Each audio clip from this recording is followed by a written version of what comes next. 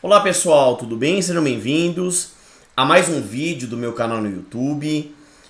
Canal esse destinado ao direito, à motivação, à música. Agradeço a confiança em meu trabalho, de ter feito a inscrição no meu canal, ter ativado as notificações, dar um like lá pra gente também e estar divulgando aos amigos e aos colegas. A ideia é deixarmos esse canal como uma importante fonte de veiculação gratuita de informações. Acabou de sair mais uma decisão importante do Supremo Tribunal Federal, do nosso Pretório Excelso, sobre a medida provisória 927/2020. Medida provisória esta que trouxe medidas trabalhistas para enfrentamento da pandemia do novo coronavírus do Covid-19. Naquele rol meramente exemplificativo, mas medidas trabalhistas nesse sentido. E tivemos esse julgamento importante. E dois dispositivos da medida provisória foram suspensos, Os artigos 29 e 31. O 29 dizia que a doença relacionada ao Covid-19 não consubstancia doença ocupacional, exceto se houvesse a comprovação lá do nexo causal. E o artigo 31 flexibilizava a atuação dos auditores fiscais do trabalho nesse período. Muito bem. Como acabou de sair a decisão, eu entrei no site do Supremo Tribunal Federal e só está comentando o início da decisão. Eu acabei encontrando e aí citando a fonte lá no Migalhas.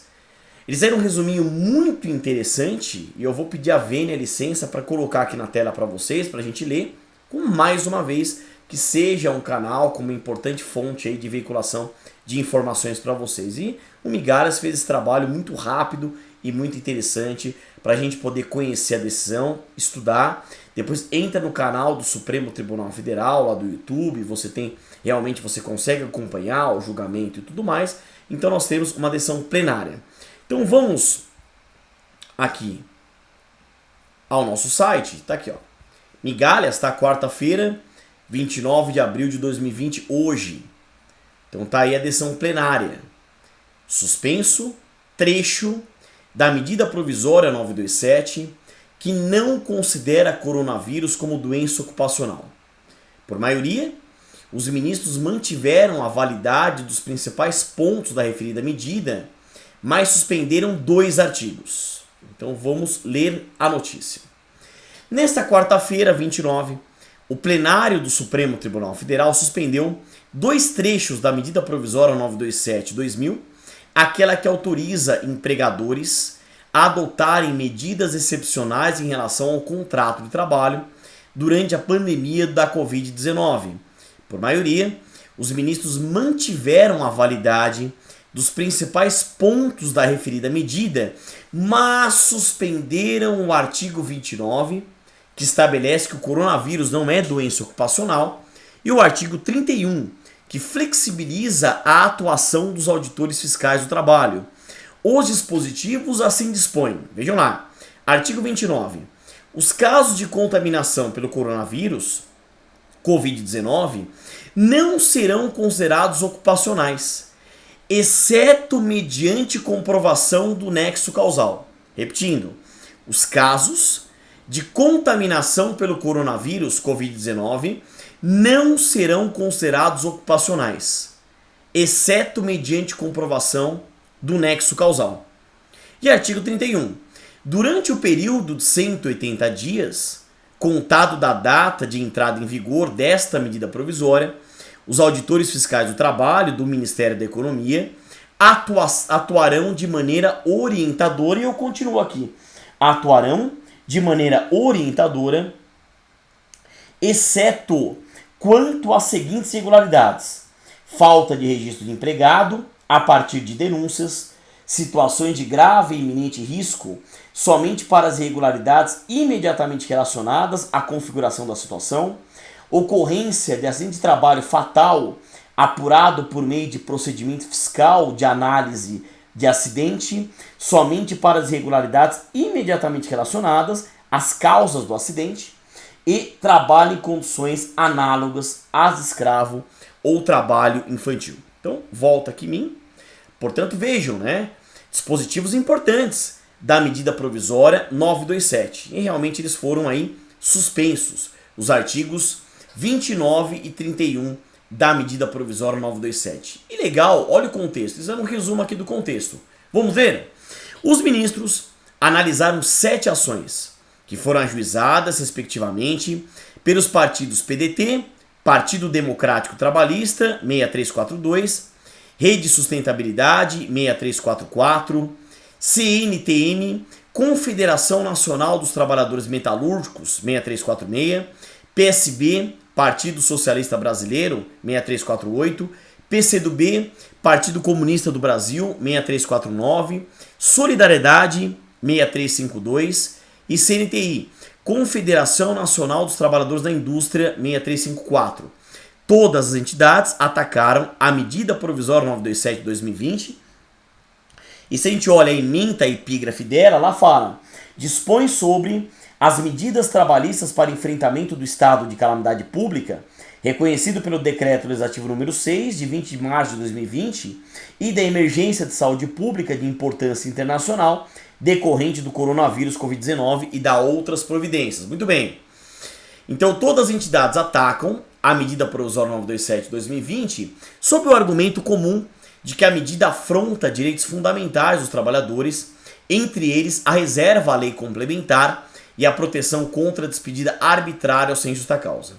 No dia 26/3, o ministro Marco Aurélio, inclusive tem vídeo no meu canal sobre essa decisão, indeferiu pedido de concessão de medida liminar em todas as ações, mantendo a eficácia da medida provisória. O relator considerou que os acordos excepcionais firmados entre patrões e empregados para a manutenção do vínculo de emprego estão de acordo com as regras da CLT e com os limites constitucionais. Na semana passada, no dia 23/6, Marco Aurélio referendou a liminar, votando no sentido da validade da medida provisória. Para ele, a medida provisória visou preservar empregos.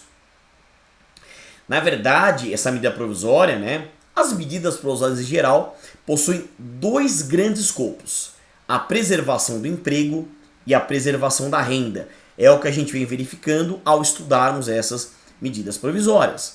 Vamos lá, volta a volta. Na tarde de hoje, tá aqui, os ministros Dias Toffoli e Gilmar Mendes referendaram integralmente a liminar de Marco Aurélio.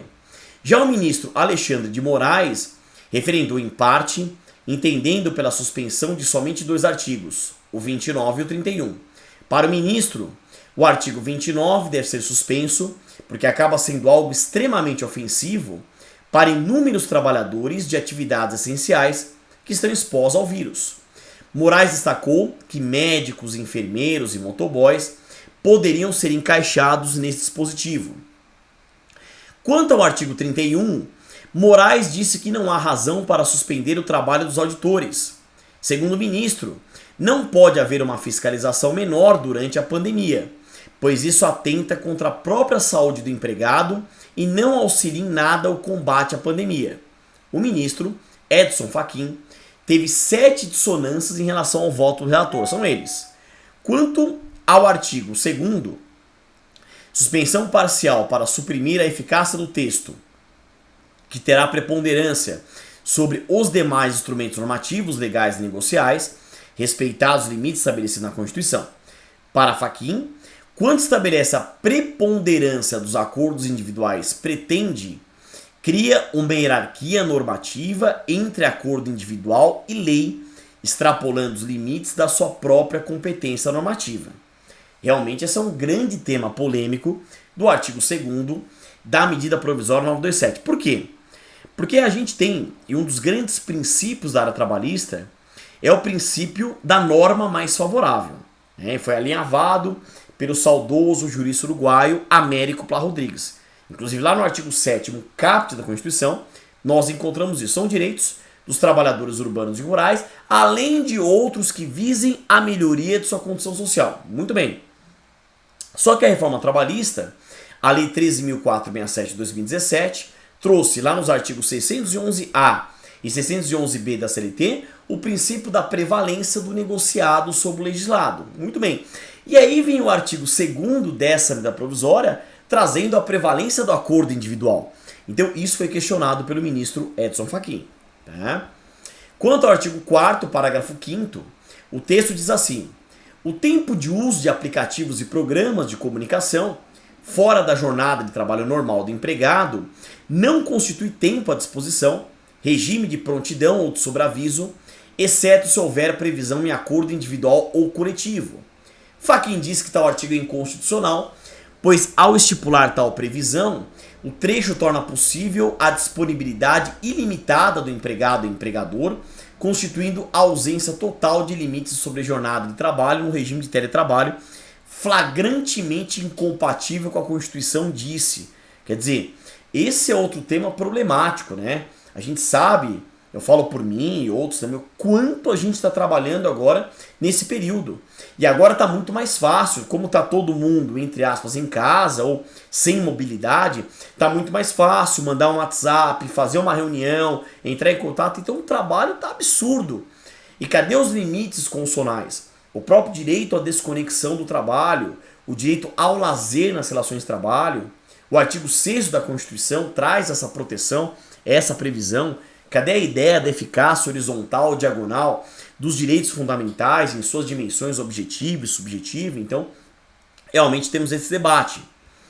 Quanto ao artigo 14, caput, parágrafo 2º, e artigo 27, caput, parágrafo 2º, para dar interpretação conforme a Constituição, a fim de especificar que, se for o caso da celebração de acordos individuais, esses deverão submeter em seu disposto da medida provisória 936. Quanto ao artigo 15, parágrafos 1º, 3º, artigo 16, parágrafo 1º e artigo 17, suspensão integral dos artigos que versam sobre suspensão de exigências administrativas em segurança e saúde no trabalho. Quanto aos artigos 29 e 31, suspensão integral. E quanto ao artigo 36, suspensão por afronta à Constituição Federal, ao dizer que são consideradas convalidadas as medidas trabalhistas adotadas por empregadores que não contrariarem o disposto na referida medida provisória.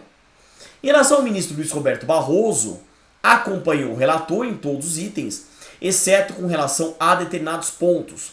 Um deles é o artigo 29, sobre o tempo de uso de aplicativos e programas de comunicação fora da jornada de trabalho, pela inconstitucionalidade. Assim, acompanhou a divergência. Quanto ao artigo 31, diz que é necessário haver uma interpretação conforme para que, mantendo a redação, em caso de recalcitrância, o auditor do trabalho fique investido de seus poderes de multar e autuar e não somente de orientar. A ministra Rosa Weber, que diga-se veio da área trabalhista, foi ministra do TST, acompanhou a divergência aberta pelo ministro Alexandre de Moraes e também acompanhou todos os pontos explicitados por Fachin. Além disso, agregou a suspensão parcial da eficácia do artigo 3º, inciso 6º, e do artigo 30 da medida provisória, que versam sobre a suspensão de exigências administrativas em segurança e saúde no trabalho e os acordos das convenções coletivas.